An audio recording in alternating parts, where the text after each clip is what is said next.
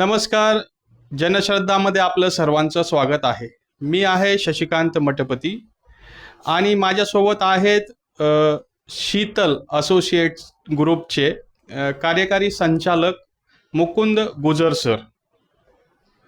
आपण आपण आज यांच्याशी चर्चा करणार आहोत. प्रत्येकाच्या आयुष्यामध्ये दैनंदिन व्यवहारामध्ये बऱ्याचशा अडचणी येत असतात आणि त्याचं सोल्युशन आपल्याला कुठे भेटायला पाहिजे याविषयीची आपण सविस्तर आज चर्चा करणार आहोत. आज आपल्यासोबत चर्चेसाठी आहेत मुकुंद सर. आपण यांचं स्वागत करूया. नमस्कार सर. नमस्कार. जनश्रद्धामध्ये आपलं स्वागत आहे. दैनंदिन जीवनामध्ये जे टॅक्स, इन्कम टॅक्स, त्याचबरोबर इन्शुरन्स आणि बरेच लीगल ॲडवाईससाठी आपल्या शीतल ग्रुपमार्फत म्हणजे शीतल असोसिएट मार्फत बरेचशी कामं केली जातात. तर याच्यावरती आपण आज सविस्तर चर्चा करणार आहोत मुकुंद सरांशी. सरांना मला पहिला प्रश्न विचारायचा आहे.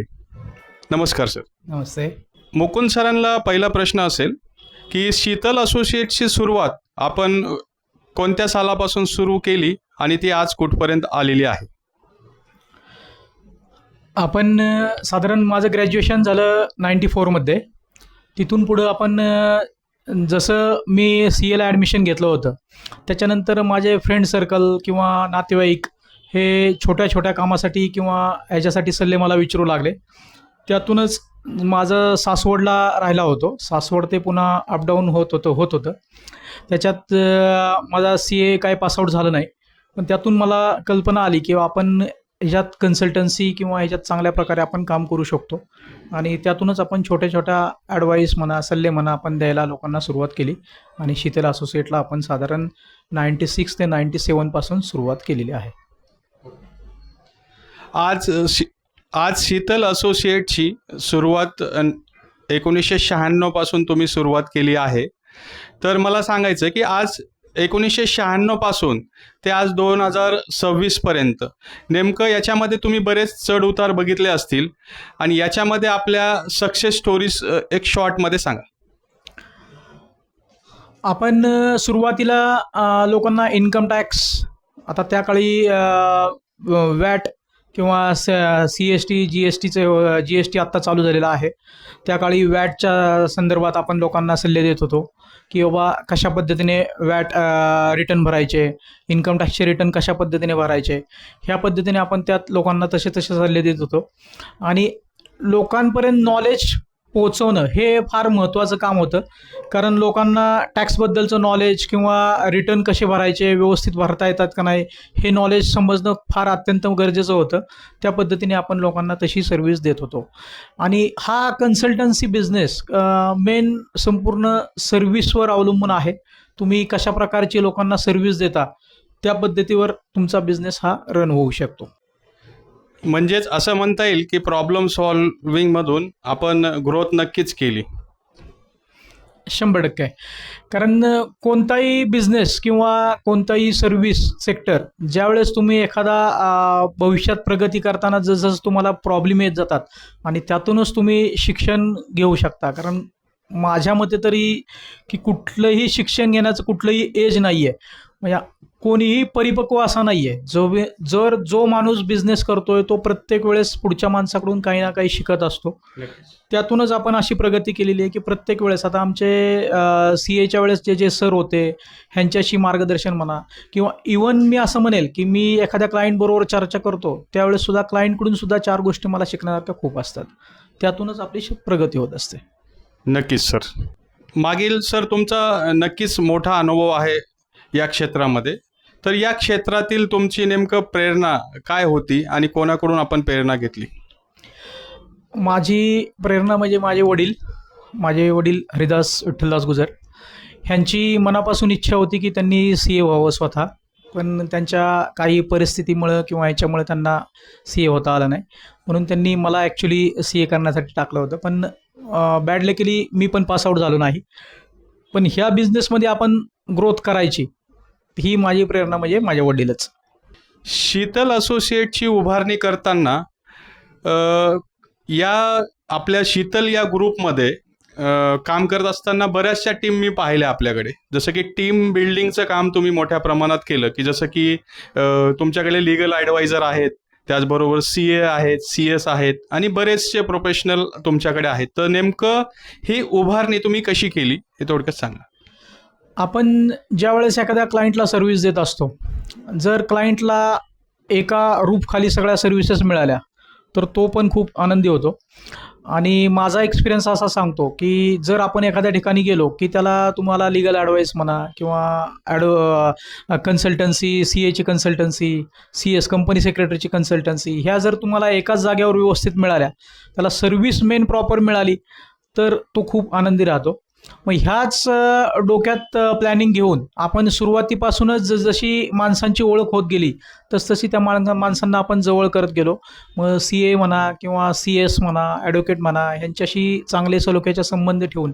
नक्कीच सर. ऑडिट हा शब्द घेतला की बऱ्याच जणांना बरेचशा प्रश्न निर्माण होतात. परंतु आज व्यवसायामध्ये जसं की बऱ्याचशा गोष्टी असतात, तसं ऑडिट किती महत्त्वाचं आहे हे आपण सांगा. व्यवसाय, बिझनेस म्हटलं की तुमचं ऑडिट आणि अकाउंटिंग हे, जसं मी म्हणजे माझ्या नॉलेजप्रमाणे मी असं सांगेल की माणसाचं जसं हृदय आहे तसं व्यवसायाचं अकाउंटिंग आणि ऑडिट हे एक हृदयाचं काम पाहत असतं. नक्कीच सर, ऑडिटचं खूपच महत्त्व आहे. जसं की आज एक नवीन संकल्पना आलेली आहे मागील काही वर्षापासून. बरेच जण त्याच्यामध्ये कन्फ्युजिंग होत असतात. जसं की GST रजिस्ट्रेशन असेल, त्याला बरेच व्यावसायिक घाबरतात आणि त्याचबरोबर ते कसं फिलअप करायचं याच्यावरती पण बरेच छोटे व्यावसायिक कन्फ्युजन असतात. नेमकं याच्याबद्दल तुम्ही काय सल्ला देणार? GSTचं तुम्हाला रजिस्ट्रेशन कंपल्सरी सुरुवातीपासून नाही आहे.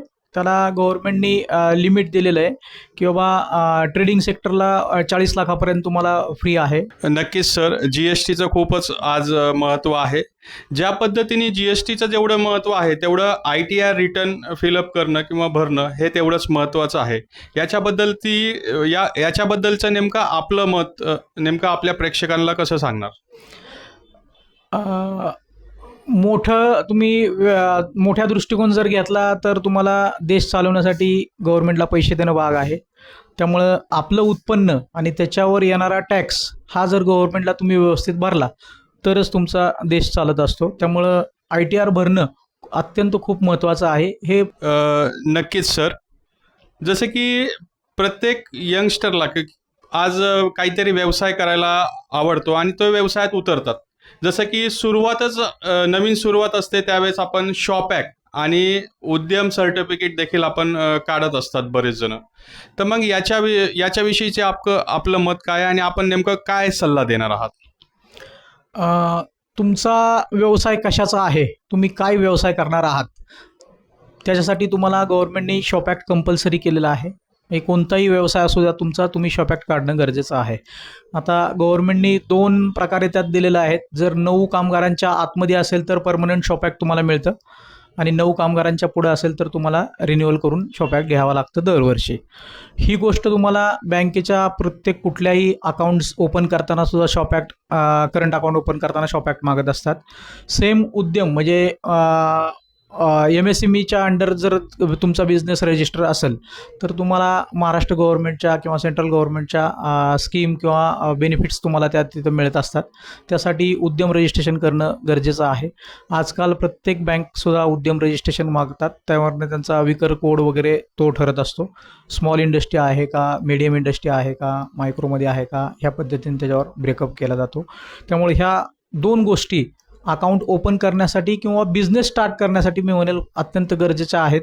मग मगाशी जसं आपण तुम्हाला सांगितलं की GSTचं रजिस्ट्रेशन जसं गव्हर्नमेंटने तुम्हाला काही स्लॅब दिला आहे त्या स्लॅबनंतर सुद्धा तुम्ही GSTचं रजिस्ट्रेशन नंतर घेऊ शकता. पण ह्या 2 गोष्टी आवश्यक आहेत करणं. जसं की शॉप ॲक्ट आणि उद्यम, जसं की नवीन व्यवसायासाठी हे खूपच महत्त्वाचं आहे. परंतु जसजसं आपण व्यवसाय करत असतो त्यावेळेस आपल्याला लोन काढणं किंवा लोन मिळवणं हे देखील तेवढंच गरजेचं आहे. नेमकं त्याच्याबद्दल आपण कसे सजेशन देणार आहात? आत्ता आपण चर्चा केली शॉप ॲक्ट आणि उद्यम रजिस्ट्रेशन गरजेचं आहे. नवीन बिझनेसमॅन म्हटलं की त्याचं बॅकग्राऊंड काही नसतं, ITR रिटर्न भरलेले नसतात, त्यामुळं कुठल्याही बँकेत तुम्ही लोन प्रपोजलला टाकायला गेला की मागचं बॅकग्राऊंड किंवा तुमचं उत्पन्न बँकेला माहीत नसतं. त्यासाठी बँक त्यांना एक इन्सिस्ट करत असते की बाबा तुम्ही आम्हाला प्रोजेक्ट रिपोर्ट आणून द्या. प्रोजेक्ट रिपोर्ट म्हणजे काय आहे की तुमचा बिझनेस भविष्यात कसा चालणार आहे, किती तुम्ही उत्पन्न त्यातनं मिळवणार आहात आणि जे आम्ही तुम्हाला लोन देणार आहे ते तुम्ही कसं त्याचं रिपेमेंट करणार आहे, हे कागदोपत्री तुम्हाला बँकेला मांडून द्यावं लागतं की बाबा माझा बिझनेस असा असा मी सुरुवात करणार आहे, 5 वर्षासाठी मी तुमचं लोन घेतलं आहे, तर 5 किंवा 7 जे काय तुमचा पिरियड असेल ते त्यासाठी जे लोन घेतलेलं आहे ते मी अशा ह्या पद्धतीने त्याचं रिपेमेंट करणार आहे, एवढी माझी वाढ होणार आहे. तुमचा महागाईचा दर हे कॅल्क्युलेशन करून तुम्हाला एक्सपेन्सेस वगैरे त्यात मांडून द्यावे लागतात. तुमची सॅलरी कशा पद्धतीने वाढणार आहे, ह्याला प्रोजेक्ट रिपोर्ट म्हणतो. हा बिझनेसमध्ये अत्यंत महत्त्वाचा का आपण म्हणतो, कारण जर माझा वेल सेट बिझनेस आहे, माझं उत्पन्न व्यवस्थित आहे, तर मला कुठली पण बँक लगेच देऊ शकेल. पण जे नवीन लोक येत आहेत बिझनेससाठी किंवा व्यवसाय करण्यासाठी, त्यांना मागचं बॅकग्राऊंड काही नसतं, मग त्यांना हा प्रोजेक्ट रिपोर्ट अत्यंत महत्त्वाचा ठरतो. त्यावेळेस बँक त्याच्यावरनं त्यांना लोन देऊ शकते. जसं की व्यवसायामध्ये लोन जेवढं महत्त्वाचं आहे आणि त्या पद्धतीने इन्शुरन्स देखील तेवढंच महत्त्वाचं आहे. तर एक प्रश्न असा आहे की इन्शुरन्समध्ये जसं की लाईफ इन्शुरन्स आणि जनरल इन्शुरन्स याच्यामध्ये नेमका काय फरक आहे आपण सांगा. आपण कोणताही बिझनेस चालू करतो, त्याच्यात आपण आता डिस्कस केलं की आपण त्याच्यावर लोन घेतो. लोन घेतल्यानंतर आपण लायबिलिटी वाढवत असतो. लायबिलिटी वाढल्यानंतर तुम्हाला काहीतरी भविष्यात त्याला सिक्युरिटी पाहिजे, म्हणून आपण लाईफ इन्शुरन्स अत्यंत महत्त्वाचा असतो. कारण लाईफ इन्शुरन्स जर तुम्ही काढला तर तुमची जी फॅमिली प्रोटेक्ट पूर्ण होऊन जाते. म्हणजे आता समजा आपण असं उदाहरण घेऊया की मी एक 50 लाखाचं लोन काढलेलं आहे. माझं वय समजा 27-28 वय आहे. त्या मुलांनी नवीन बिझनेस चालू केला आहे आणि त्यांनी 50 लाखाचं लोन काढलं आणि उद्या भविष्यात अनावधानाने त्याचा ॲक्सिडेंट झाला म्हणा, काय झालं, तर ते लोन फेडणार कोण? ती जबाबदारी बँकेने पूर्ण तुमच्याकडून लिहून घेतलेलं असतं की तुम्ही जर फेडलं नाही तर तुमचे वारसदार किंवा तुमची बाकीची प्रॉपर्टी हे सगळं बँकेने लिहून घेतलं असतं. लाईफ इन्शुरन्स जर असेल तोच जर 50-1 लाखाचा इन्शुरन्स असेल तर तो इन्शुरन्स कंपनी त्या माणसाला ते पैसे देऊन टाकते आणि बाकीची जी फॅमिली प्रोटेक्ट राहते. त्यामुळे लाईफ इन्शुरन्स असणं अत्यंत महत्त्वाचं आहे. जसं की लाईफ इन्शुरन्स महत्त्वाचा आहे, तसा हेल्थ इन्शुरन्सच्या दृष्टिकोनातून हा किती सर्वसामान्यांसाठी उपयुक्त आहे? आता मला तुम्ही विचारताल तर मी सुरुवातीला असं सांगेल, तुम्ही लाईफ इन्शुरन्सच्या अगोदर हेल्थ इन्शुरन्स काढून घ्या. कारण हेल्थ इन्शुरन्स पण अत्यंत तेवढा खूप महत्त्वाचा आहे. लाईफ इन्शुरन्सच्या अगोदर तो असणं गरजेचं आहे. म्हणजे लाईफ इन्शुरन्सला तुम्ही सेकंड प्रेफरन्स द्या, पहिल्यांदा हेल्थ इन्शुरन्स काढून घ्या. कारण आजकाल आपण बघतोय किती हॉस्पिटलची बिलं खूप वाढलेली आहेत. मेडिकल म्हणजे सामान्य माणसाला without mediclaim hospital bill bear करणं किंवा सफर करणं शक्यच नाही आहे. दिवसाला आपण पाहतो ICUत गेलं तर 50-60 हजार रुपये दिवसाचं बिल येत असतं. 30,000, 40,000, 50,000. म्हणजे ज्यावेळेस आपण ॲडमिट होतो त्यावेळेस हॉस्पिटल नुसतं आपल्याला पैसेच मागत असतं सारखं की एवढे पैसे भरा, तेवढे पैसे भरा.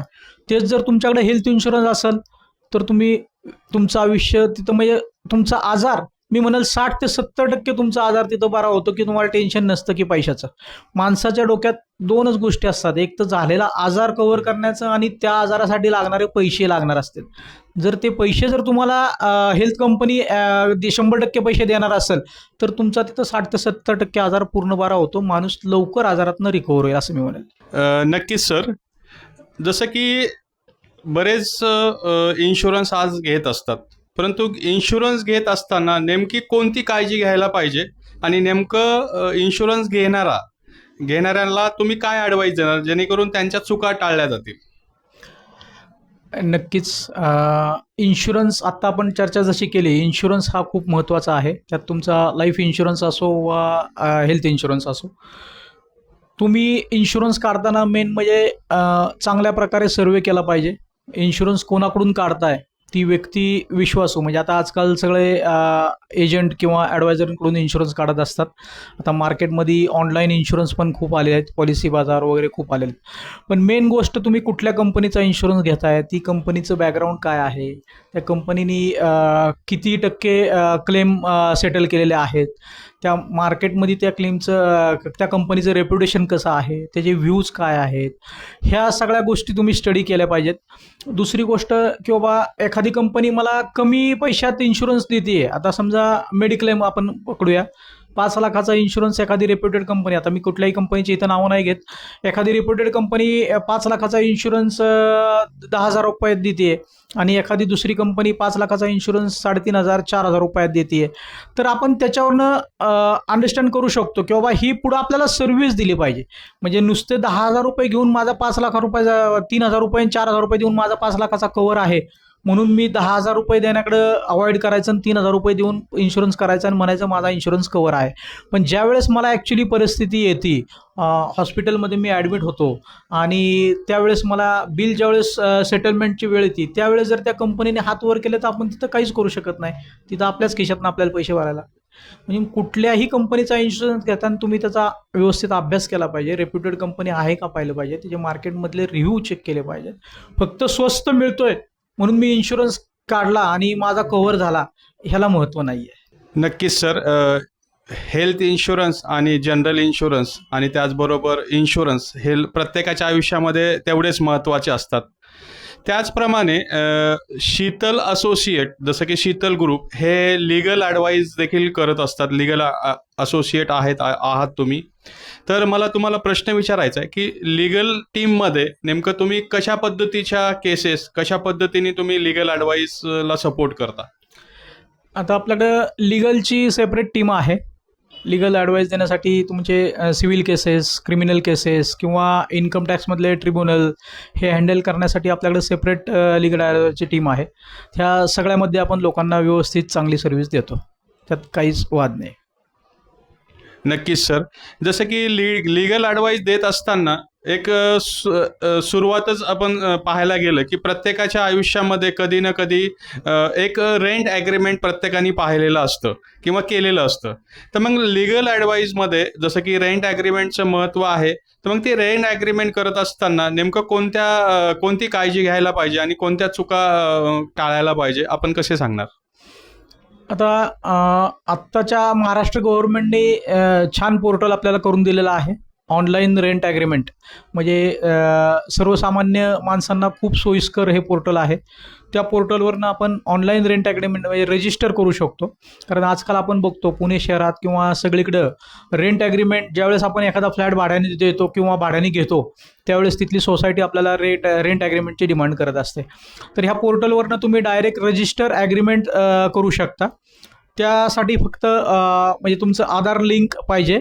आधार लिंकला तुम्हाला थंब आणि तुमचा फोटो हे डायरेक्ट तुमच्या पोर्टलवर अपलोड करून रजिस्टर रेंट ॲग्रीमेंट केलं जातं. त्यामध्ये जनरली व्यवस्थित म्हणजे आता आपण पोर्टल सांभाळत आहे तर पोर्टल सांभाळत असताना तुमचा ओनरच आपल्याकडे येत आहे का, ओनरच रेंट ॲग्रीमेंट करतोय का, ते ह्या गोष्टी तुम्ही तपासणं फार गरजेचं असतं. त्याचे इंडेक्स 2, त्याची लाईट बिलची कॉपी, त्याचे आधार कार्ड, पॅन कार्ड ह्या गोष्टी तपासून तुम्ही पोर्टलला ते फिडिंग करून ऑनलाईन रेंट ॲग्रीमेंट होऊ शकते. करिअर ॲडवाईजमध्ये आपण आता थोडं सुरुवात करूया की करिअर करत असताना जसं की टॅक्सेशन असतील, त्याचबरोबर फायनान्समध्ये करिअर करत असताना नेमकं कशा पद्धतीने सुरुवात करायला पाहिजे जेणेकरून आपल्याला फायनान्स आणि टॅक्समध्ये करिअर करता येईल? फायनान्स आणि टॅक्समध्ये करिअर करायचं म्हटलं तर मुलांनी सुरुवातीपासूनच त्यांचा गोल हे ठेवला पाहिजे किंवा आपल्याला फायनान्समध्ये जायचं आहे, टॅक्सेशनमध्ये जायचं आहे.